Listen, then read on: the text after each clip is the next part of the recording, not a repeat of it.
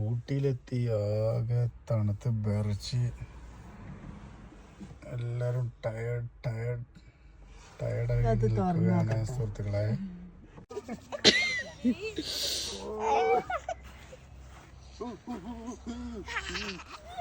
എങ്ങനെയുണ്ട് ഗൈസ്?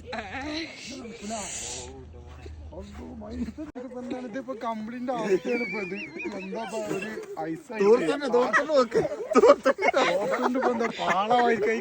ഇന്നത്തെ ഡേറ്റ് ഒന്ന് പറഞ്ഞെടുക്കേ.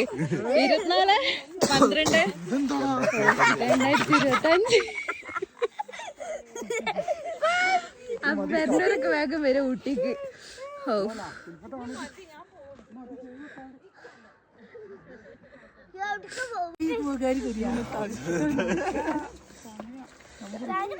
പാവല്ലേ ഇവരുടെ ജീവിതം എങ്ങനെയാണ്?